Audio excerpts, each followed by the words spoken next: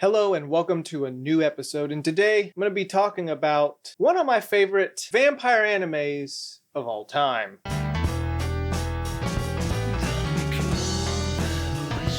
Now this is technically the first iteration of this story, and then there would be another one just like Fullmetal Alchemist Brotherhood, but this time, vampires.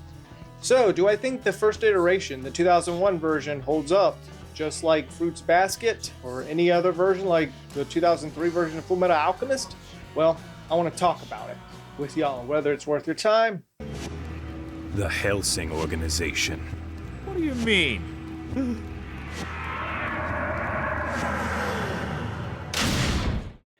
In modern-day London, vampires are causing problems, especially for the British people.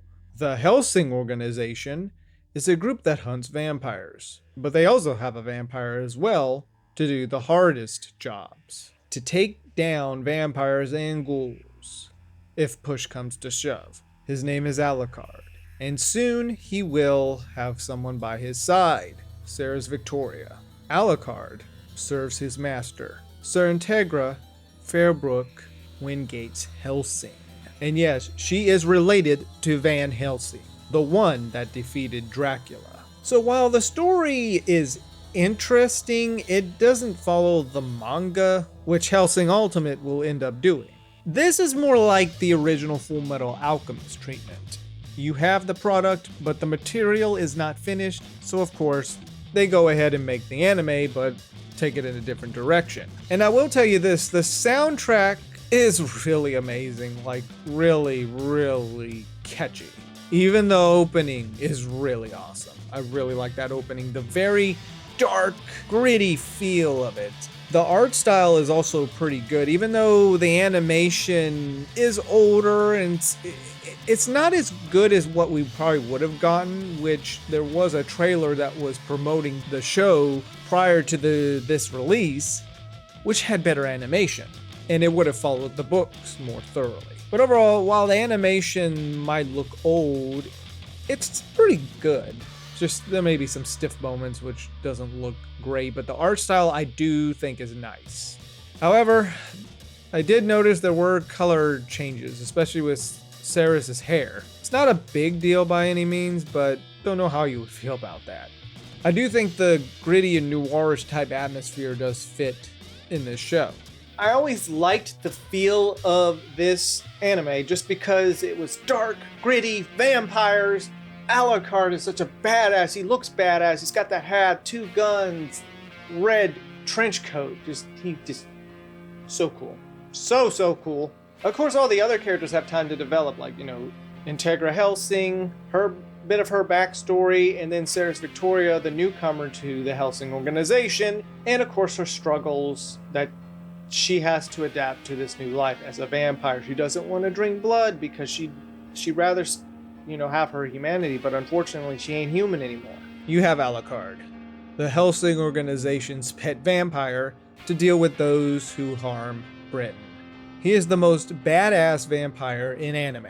He is literally an anti-hero, because he has some things about him that are villainous. Sarah's Victoria, on the other hand, first a police officer, or police force, at least in this version, then becomes a vampire due to letting Alucard shoot her. Now, she serves Alucard and the Hellsing organization, though she has issues dealing with this new life, like drinking blood. She helps her forces out, and she's also badass. Now, Integra, like I mentioned, is the descendant of Van Helsing and runs the organization, and she can be tough and also badass, and how her and Alucard met and their relationship with each other. She is the one that orders Alucard to do the hunting, those who harm Britain or those that stand in their way. Walter is the butler to the Hellsing organization, a retired vampire hunter. He, yes, is also badass. Most of the characters in here are pretty badass, with his abilities to use invisible strings to cut up his foes. Most of the time, he is serving Integra and is mostly at her mansion. Now, one of the villain characters in here is Alexander Anderson, a priest who has a mysterious power, though I won't spoil it. Let's say that he hunts vampires and even fights the Hellsing group. because, well, the Vatican doesn't seem to like how Hellsing runs things, and they fight each other. While on the other hand, he's a counterpart for Alucard. Now, I won't go into more characters, but the last villain character is Incognito, though for this anime, he was an original character, not even part of the books. He's just the typical villain vampire who just wants to cause chaos in London. Of course, the one thing about this is that it does show a lot of British culture, like Black Butler, but of course the secret battle against vampires. However, I will say, well, the beginning portion of it did follow the manga, just that they did change some things. I really did like it, and then of course it went in a different direction from what it was, well, what it would have originally had been, because there was a trailer that was released prior to the release of this, but we know where this went afterwards. That's the fact that it diverged from a different plot point from the manga. This took a different approach, and the one thing is that some people just had issues with, I guess, the villain, the main, like, final baddie of the series, even though, I'll just say this, it was fine for the time. I did like this first iteration just because of how it took its time developing the characters, and of course the dark aesthetic, Alucard with his hat, his glasses, everything, Integra, of course the group that she leads, and Walter, of course Walter, the vampire hunter. I liked his character development in here, but of course it sort of just ends. Not in a bad way per se, but almost as if there could have been more to this version.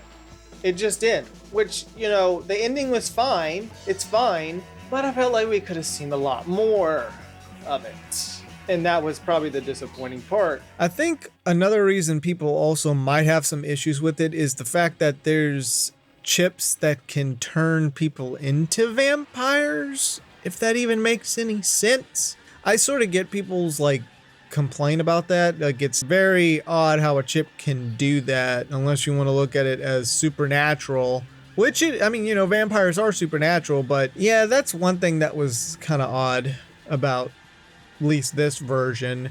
If they had explained it a little more, then yeah, I would have been down for whatever, but they didn't. They just say there's some supernatural thing with these chips that turn people into vampires. So there's that. Overall, I did enjoy this show when I first watched it. Its grittiness, its feel, Alucard. I really liked Alucard. He's such an interesting plus badass character. Even the voice actor from Medal of Honor voiced this character, the main commander of the Hellsing group. I thought that was so cool. I really dig the music. However, sure, it had a different story ending, and I will say it ended like, well, there could have been more to it. We didn't get anything else after that. But overall, this show, it got me into vampires. Hellsing got me into that whole genre to begin with. First, I was all into zombies. And then when I watched this, which had ghouls, which are zombies, but also vampires involved, this show was really fun to watch, I will say. I know it didn't give us a lot of details on more things, like with Anderson, because it did leave some stuff with Anderson out, and not a lot about Alucard's past. We got more of Sarah's past. Just kind of a little bit, not a lot. But we know why he ended up serving his master, if you can read his character. I will say there are moments where Alucard can do some of the weirdest things, but if you think about it, breaking his body apart, becoming a hellhound, if you look closely, he's using more like alchemy. But I will say, around the time I watched this anime, I was going through a lot. But Toonami was getting me into other stuff, like Sword Art Online, when I actually liked the first arc of season 1. I was younger. And of course, you know, they were airing other stuff on Toonami that I was watching.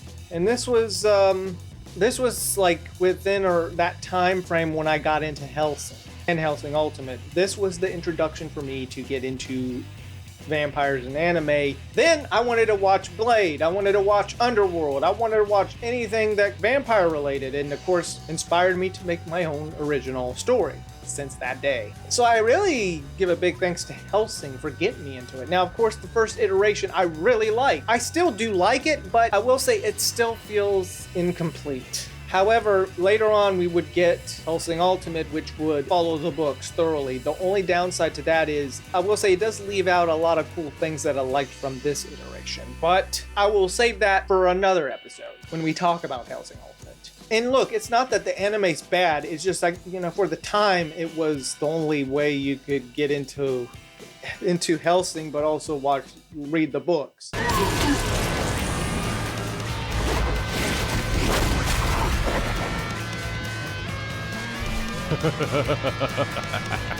So, Hellsing, the 2001 version, just like Fruits Basket, just like Fullmetal Alchemist, the 2003 version, do I think it's worth a watch? I'd say, well, before I get to my verdict, here's what I would say. Around that time, Fruit Basket and Fullmetal Alchemist came out. While they adapted a lot of stuff from the books, of course, they ended without a full conclusion. Like Fruits Basket really ended in not an incomplete conclusion until we get the 2019 version. Fullmetal Alchemist, while it actually concluded on its own, which I didn't mind, it didn't follow the books, but at least this actually had a full conclusion, full story. It did go in a different direction, but it was complete. Hellsing, the 2001 version, while it's sort of a mixture between the ending is fine, but not complete.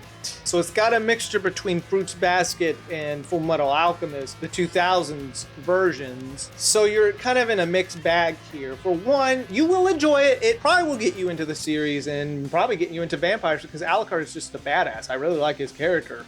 And of course the other characters in there too. But it also doesn't really fully feel complete by the end of it. And of course you have an original baddie in here, and well, he's alright. I don't think he's as well written as when we get the newer iteration, like the Fullmetal Alchemist Brotherhood treatment of Hellsing Ultimate. However, my verdict would be, if you want to go back to that nostalgic feel, like Fruits Basket, like Fullmetal Alchemist, like any other early 2000s anime experience, I'd say watch it if you're interested. I